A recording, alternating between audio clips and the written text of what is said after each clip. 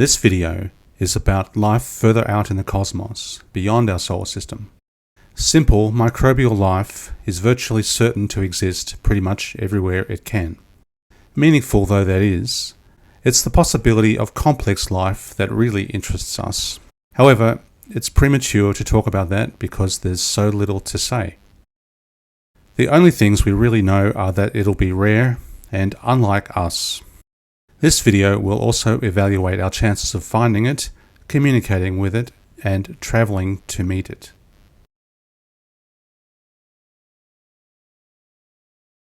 We can hardly conclude a video series about the possibility of life in space without looking further afield.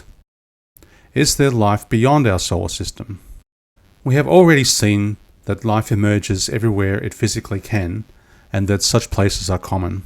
We don't know for sure, but it seems pretty likely that life may have separately evolved multiple times in our solar system alone. Our neighborhood is nothing special, so we can expect similar environments to repeat throughout the universe. Therefore, it's a very good bet that bacteria-like life should be very common. What about more complex life? To understand that, we need to know a bit about how life on Earth became complex. This is not to say that alien life would take the same path, maybe not. All we can say is that we have some idea of how life on Earth became complex. We can't generalize from one case, but learning what happened on Earth may offer some insights into alien life somewhere. A generation ago, biology textbooks divided living things into two main categories.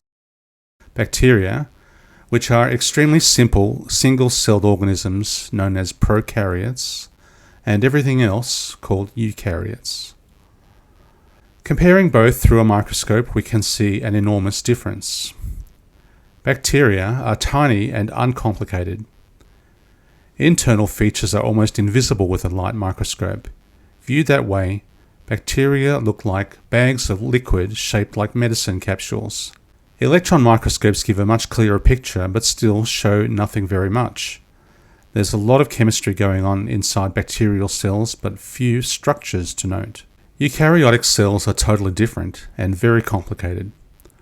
Hundreds or thousands of times larger than bacteria, they have a dark inner chamber called a nucleus. It holds genetic information, DNA, wound up in the form of chromosomes. Outside the nucleus, eukaryotic cells have several types of complex, organ-like structures, duplicated many times. These structures are like specialized machines in a tiny factory, each doing a particular job.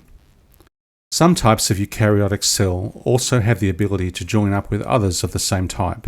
These colonial organisms include slime molds and a few others. The cells are separate individuals but clump together to function as a whole. Colonial organisms were the ancestors of the multicellular organisms that now make up the vast majority of all life visible with the naked eye. So how did we get from simple prokaryotes to complex eukaryotes? For a long time we didn't know. There seemed no clear pathway. We still don't know all the details, but at least now we have one very important clue. In 1977, scientists discovered a second type of prokaryote called archaea. They're not bacteria, but externally look exactly like them. Chemically, they're totally different. Only modern genetic methods can tell the two kinds of prokaryote apart. It turns out that the many complex structures of modern eukaryotic cells include something very similar to bacteria. Biology textbooks call them mitochondria. They provide the cell with energy.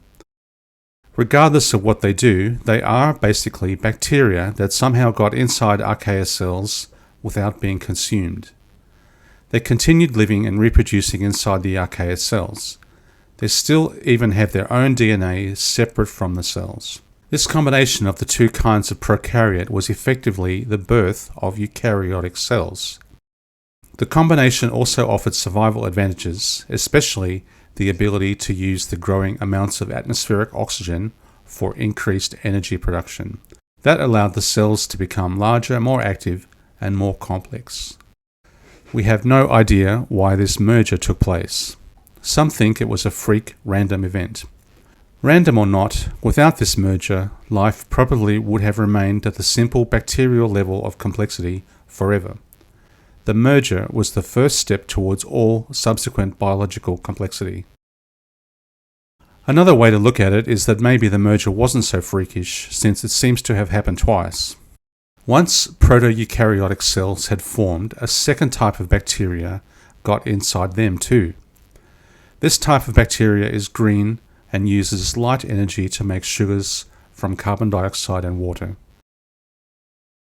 Now these bacteria live inside a subgroup of eukaryotic cells where they're called chloroplasts. Chloroplasts still make sugary food using light energy, just as the ancestral free-living bacteria did, but instead of consuming all of it themselves, they share it with the rest of the eukaryotic cell. Today, we know the descendants of those cells as plants. Relatives of the original green bacteria still live out in the world, separately from eukaryotic cells. We call them cyanobacteria. Were such mergers really freak events, or were they inevitable? We don't know enough to answer that. Assuming the mergers were freak events, it follows that complex multicellular life should be rare throughout the universe. On the face of it, this seems like bad news for those hoping to meet aliens. Then again, it's a humongous universe, so even extremely rare events are certain to have occurred billions of times.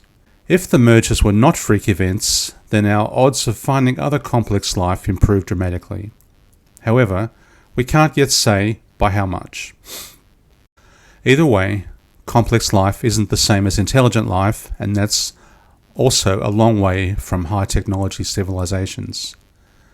Each stage between eukaryotic cells and high technology civilizations probably becomes increasingly uncommon. Nearly 4 billion years of evolution on Earth has produced just a handful of creatures capable of sophisticated feelings, communication, or understanding. Only one has ever been able to send messages into space, and only for the last century or so. For these reasons, it's a pretty good bet that intelligent life out in the universe will be extremely rare, although simple life should be very common. It will probably be a long time before we know anything more specific than that. It's fun to speculate though. Assuming on average one high technology society per galaxy, and this is just a guess, the actual number could be higher or lower, we can expect at least 100 billion such societies in the observable universe. Thus, alien civilizations are highly likely to exist somewhere, yet for us to communicate with them was always going to be a problem. First, we have the distance problem. Space is so vast that no words or images can suffice. It is simply beyond human comprehension. Even at the fastest speed physically possible, that's the speed of light, it would take years or decades to reach the closest stars. For example, the solar system nearest to Earth, Alpha Centauri, is 4.2 light years away. 1 light year is the distance light travels in a year, or over 63,000 times the distance from the Earth to the Sun. Travelling at the speed of light, it would take 4.2 years to reach Alpha Centauri. However, we will never be able to go anything like that fast. There are 56 stars within 16 light years of Earth.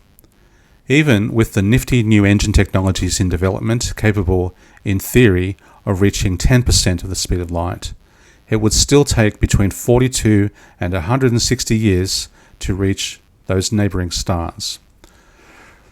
Presently, we could not expect a human crew to survive even the 6-month trip to Mars, let alone anything longer. Deadly space radiation combined with bone demineralization and agonizing kidney stones caused by microgravity are just some of the many problems of space travel we simply can't solve yet. Plus, there's the fact that humans don't live long enough to make such journeys even remotely feasible.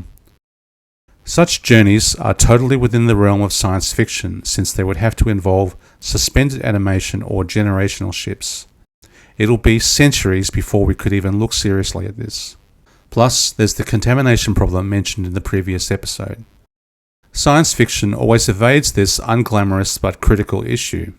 We can sterilize spacecraft, but our intimate bacteria go with us everywhere. Even if we got to an alien world, we couldn't ethically land on it anyway, since it would risk inflicting an ecological catastrophe on any aliens living there. And if we couldn't land, what's the point of going? For the same reason, no human who has been to an alien world could ever return home. So the idea of physical travel to exoplanets remains a total fantasy. Realistically, missions to other stars would have to be automated robotic spacecraft of the kind we already send out. That's feasible. But considering the distances involved and the relatively slow speed of light, we would have to be very patient.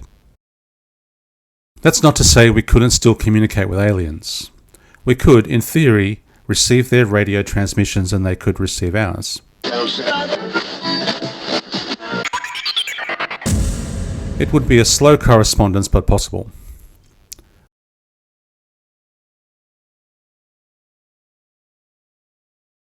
There are more than 10,000 stars within 100 light years of Earth, of which about 800 are of the same type as our Sun. Our first radio broadcasts, which also travel at the speed of light, would have reached them by now. Is anyone listening? Could they even detect our extremely weak signals against the background noise? Would they bother to answer us? Again, we don't know, but many scientists hope for favourable answers. Aliens might decide to fax us pictures of themselves or who knows what else. That could happen literally any day. We're listening, ready.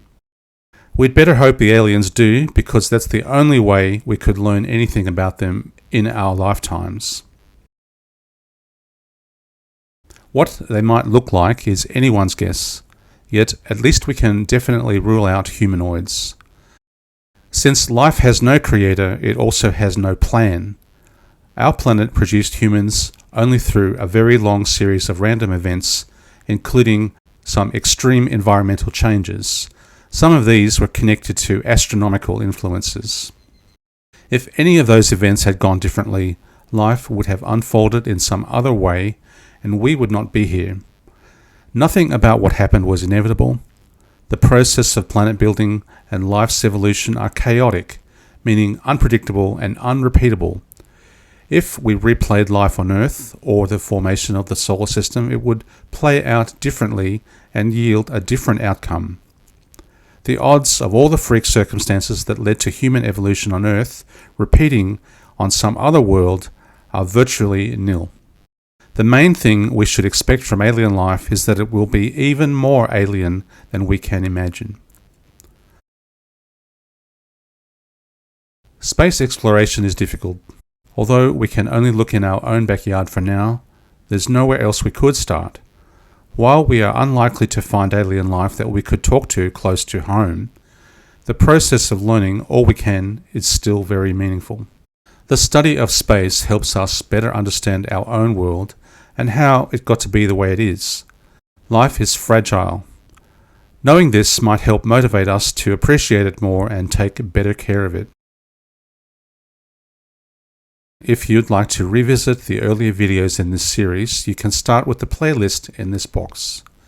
Those videos look at the strong possibility of life on some of the nearby worlds of our solar system. Coming soon on this channel will be topics from the whole range of science.